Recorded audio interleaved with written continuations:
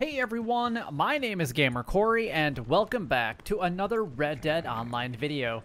Now in today's video we are going to be going over three separate things, so let's get into what those three things are. The first thing that we're going to go over is Madame Nazar's location. The second thing that we're actually going to go over is all of the different collection sets and their current cycles. And then last but not least, we're going to go over all the daily challenges in extensive detail so that you guys know exactly what you guys need to do to earn as much gold as possible here in Red Dead Online.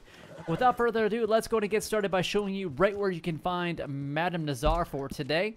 And Madame Nazar is actually just outside of Blackwater, and your quickest fast travel location will actually be at Manzanita Post, and then just head north and you'll be able to find her. So technically she's in the Tall Trees area. But if this is the only thing that you guys came here for, then don't forget to like, comment, and subscribe down below. It would really help me out a lot and is greatly appreciated. A like definitely goes a long way here on the channel. It shows your support and appreciation for these types of videos. It tells me that you want me to continue making these types of videos, and honestly, it just helps me grow here on YouTube. So spend that 2 seconds to click down that like button and really show your support and love for the channel. Anyway, let's go ahead and move on to the next thing. All right, let's go and talk a little bit about the different collection sets and their current cycles. Now, I get a lot of questions about these, and I'm sure that with the update coming out in a couple days, I'm going to get a lot more. But I'm going to try to explain this just real quick, just in case you guys don't really know what this actually entails. Now, the biggest thing is that these change every single day at 8 p.m. Eastern Standard Time, and they are daily. So if you guys are watching this video after 8 p.m. Eastern Standard Time, this video is no longer valid, and you're going to have to wait till I do the next update, which I'm not going to update until Madame Nazar's location and the daily challenges change.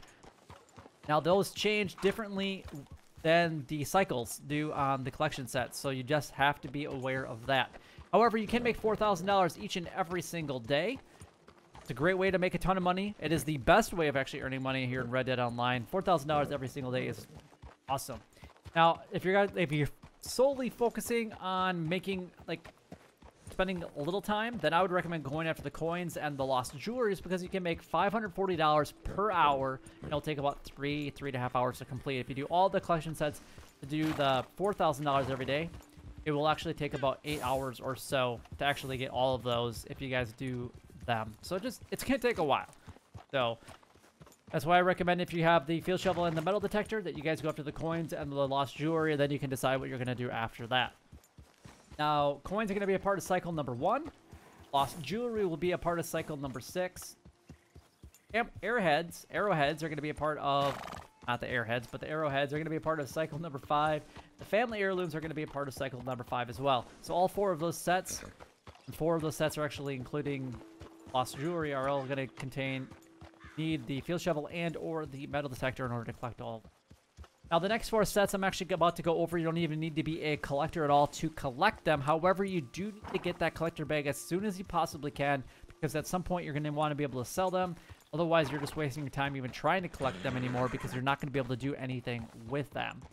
That is going to be the American Wildflowers at cycle number 6, the tarot cards at cycle number 2, the antique alcohol bottles at cycle number 1, and the bird eggs at cycle number 3. Now, I'm just going to quickly stop here for just a moment and kind of go over them. This is what we know as of today. Now, all this could technically change in a couple of days. We could see payment decreases on all these sets. We could see more cycles added to the game, and that could drastically change what the collector is currently like as of right now. I'll be coming out with a couple videos in the next couple days talking about other things that I do believe that we might all want to be prepared for, just in case they happen. But they are possibilities, because I think that the collector role in itself is way too easy to earn money. Just my personal opinion. So I went over all the different collection sets. If you guys have any further questions regarding any of the cycles and the collection sets, then by all means leave a comment down below so that I can address it in a future video, or even your personal comment. All right, let's go ahead and move on to the next thing. That's going to be talking about the daily challenges. Daily challenges is a great way of actually earning gold. I'm going to get into that in just a moment, but quickly we're going to go over the list. We got 1 player headshot with a bow in Showdown, 1 rescued someone in need, 3 steelhead trout caught, 1 time drunk, 1 visited a shop in Strawberry, visited the peak of Mount Hagen, and then 5 wild feverfew picked. Then we got 5 bird eggs found, 3 collectibles found with a shovel, 3 collectibles sold to Madame Nazar, 3 bounty targets lassoed from horseback, 3 eagle eye used to track a bounty target, 3 more than 1 bounty target brought in at once, 3 camp stews eaten, $200 of money made from trading, 6 perfect carcasses donated to crypts, 2 moonshine bar drunken player interactions. We have 3 moonshine bootlegger missions completed, and then last but not least, we have 1 moonshine sold with 5 minutes left.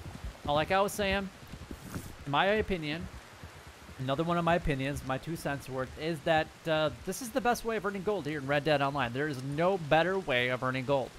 Even if you tried to do the showdowns right now, turn up to 11 gold bars every single day, it would take you hours upon hours to do it, because every showdown is at 0.16 gold. Now, if it's double or triple money, then I'll change my thinking process around in my opinion a little bit. But as of right now, on its own and what we actually get paid out, it's not, in my personal opinion, it's not worth it to just strictly go after the showdown. It's not the best gold way possible. 11 gold bars is the best way of earning gold. Now, unfortunately, they are limited because once you've actually completed them for the day, then you're done. But still, up to 0.5 gold per daily challenge is pretty outstanding.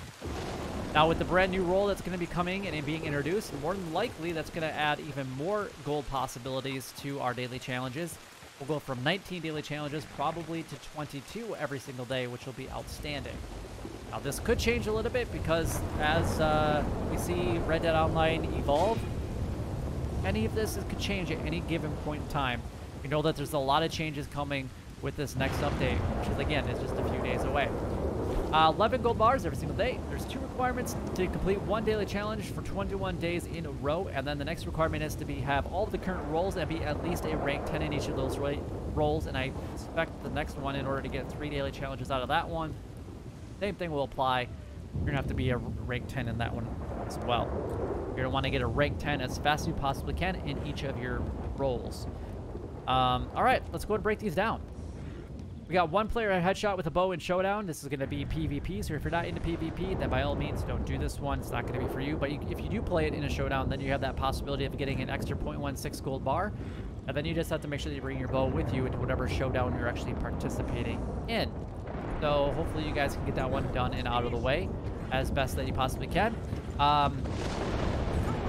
I personally, if I'm doing anything with showdown, I'm using paint it black, and that's how I'm getting all of my headshots. That way I can paint the target, hence paint it black. 1, rescued someone in need. I'm actually going to go over a couple different locations on the map with you guys, just so that you guys are aware of some of these locations. However, I'm not going to go over all of them, but I'm going to show you the ones that I've had luck with in the past. So rescue someone in need. I'm going to start over by Blue Water Marsh because there's actually a couple of them over there. And specifically, this is where I like to do them at. There's one here around this intersection by the railroad right here in Blue Water Marsh. And there's another one actually at this house. So those 2 are pretty close. Plus, there's actually another one. This was an escort someone in need, which is going to be right here. And there's also somebody else right here. Now, these 2 in Blue Water Marsh, the last 2 that I showed you are actually technically rescue someone in need. But the other 2 are... is rescue someone in need, right? I'm going to make sure that I'm talking about the one that I need to be talking about here. Yeah, so rescue someone in need and escort someone in need. So rescue are going to be the first 2 that I went over. Another good spot that you guys are going to want to go to is actually down by Armadillo. There's 2 locations down there as well. And they're actually really close to Armadillo, Lake Don Julio. There's one at this bend right here. There's also another one usually at this intersection here. Typically, I just ride back and forth, ride past it, go all the way to Lake Don Julio, and then back and kind of repeat that process until you can get that one to pop up. And you just need to do 1. Those are the 4 that I recommend that you guys go ahead and do for today. We have 3 steelhead trout caught. I give you only 2 locations. Bard's Crossing all the way to Limpany. So in this area along the Dakota River, you can find largemouth bass closer to Bard's Crossing, and then steelhead trout. And then another place that you can find largemouth bass and steelhead trout is right here by Stillwater Creek, just a little bit west of Thieves Landing. All right, the next one on the list is going to be get drunk. So you can do this at any of the saloons. It will require you to pay 50 cents per time to do it. Otherwise, you can get drunk at your camp. That's a great way to do it. Or you can actually get drunk at your Moonshine Shack. So those are a couple different possibilities. If you want something that's free, Moonshine Shack in your camp. Otherwise, if you don't care about spending that $2.50, then go to any saloon. Completely up to you where you guys would like to do that. Visit a shop in Strawberry. You have two choices. You got the butcher or the general store. If you don't want to actually get off the horse at all, then just go to the butcher because you never actually have to. Then you have to visit the peak of Mount Hagen. Now, if you guys don't know where Mount Hagen is at, Strawberry is going to be your fast travel destination of choice anyway, so you can do two in kind of the same spot, or Valentine. These are your two options. Valentine's a little bit closer, but they're both pretty far away. Mount Hagen right here. Just once you get to about like this intersection, right about here, it will actually give you that daily challenge all complete. And then the last one is Wild Fever Few picked. I'm going to show you guys some different locations down by Armadillo. This is my go-to spot for them. I never pretty much go anywhere else except for here. So we're going to start right here. There's one there. There's going to be one right about here. One about here. One about there. One down here. One here. One here. And then one a little bit further south right there. I just gave you guys what? 8 different locations instantly, and if you guys actually come over here, there's going to be one on the R and one just below the M. So that's 10 different locations, and they spawn pretty much from 1 free in each of those locations. Easy peasy of getting up to 5. All right, let's go and move on to the daily roll challenges. We got 5 bird eggs found. So again, bird eggs are going to be a part of cycle number 3. And we have to find 3 collectibles found with the shovel, so that could be arrowheads, family heirlooms, coins, or lost jewelry. If you want to guarantee, I would go after probably the arrowheads and the coins to make sure that you use a field shovel. 3 collectibles sold directly to Madame Nazar, so you're going to have to physically go to her location in the Tall Trees area in order to sell these. Do not sell a set through the post office because they will not count as collectibles sold to Madame Nazar. Sell them directly to her, and even if you don't have a full set, go there, sell whatever 3 you have the most of, and call it good. You have to collect 5 bird eggs anyway, so go after duck and geese because you're going to pick up 4 for both of those. We have 3 bounty targets lassoed from horseback. Now, the nice thing about the bounty hunter roll is that you do get gold, which is outstanding. It's the only roll as of right now that pays out additionally in gold, and it's on average, it's 0.16 per. So typically, you can get another half a gold bar from completing the 3 daily challenges. On average, sometimes it's a little less, sometimes it's a little bit more. But we got 3 bounty targets lassoed from horseback, just as long as you're on horseback when you lasso them. You're going to use your eagle eye to track a bounty target. The best way to do this, if you get the option of inspecting and searching for them, you're going to have to inspect probably 3 different areas anyway inside of that radius, and then use your eagle eye on each of those tracks, track your bounty target.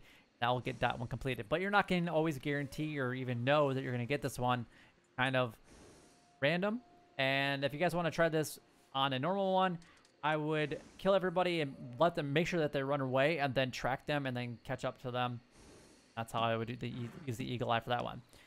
3, more than 1 bounty target brought in at once. The best way to do this is actually with a friend, especially if somebody has over rank 10 anyway, because they'll have the same daily challenge. But then you go after 2 people or more, doesn't matter. But if you only want to do this by yourself, you're going to have to do this one of 2 ways. You're going to have to kill both of them, put on the back of your horse and drag one back. Kill one, put one alive in your bounty wagon, or you can kill both of them, put them in your bounty wagon. Those are your options. So the easiest one, honestly, is to bring a friend. 3 camp stews eaten. As long as you have a stew pot, which I highly recommend that you guys purchase one as soon as you possibly can. Anyway, this daily challenge comes up quite often. Plus, you can use it to improve your cores whenever you need to, and it's completely free once you purchase it. So you never have to worry about paying for food ever again. You can literally just go to your camp anytime you want. The camp stew, completely free, and you can even fortify it by putting in like big game meat, and then you can get fortified, so golden cores, which is awesome. $200 money made from trading. Best way to do this is selling something local with 100 goods, and you'll make $500. And anybody that helps you will get 250, or vice versa. If you help somebody else, you can get 250. Pretty outstanding. The next one is to have 6 perfect animal carcasses donated to crypts. Basically, shoot anything that's 3-star. If it's a large animal carcass, bolt action rifle. If it's a medium or small animal carcass, your varmint rifle. And then we got the Moonshiner roll. We got 2 Moonshine bar drunken player interactions. You're going to get drunk and then slap each other silly. If There's a couple different ways that you can reset this. There's coffee, there's water, barrel. You can exit the back. If none of those work when you get back and get in there and get drunk again, then you need to join a brand new session and then have your friend join off of you, or you join off of your friend. You got 3 Moonshine Bootlegger missions. You can either do these naturally throughout the world, or you can go and talk to Maggie and force them to be done. The nice thing about doing the Bootlegger missions is you can get collectibles from non-player enemies. Plus, you can also get cheaper mesh if you guys participate in those. Then we got 1 Moonshine sold with 5 minutes or more left. Basically, just do a Moonshine sell as fast as you possibly can. But that is all the daily challenges. Hopefully, I give you guys enough information each and every single day. I know that I talk a lot, because I want you guys to be as successful as you possibly can here in Red Dead Online, especially with the brand new update that's going to be just around the corner. And I can guarantee that I'm going to come out with a ton of guides to help you guys make the most out of that brand new role as much as possible. But until next time, YouTube, you guys keep doing what you're doing because you're already doing it. And you guys, stay gaming.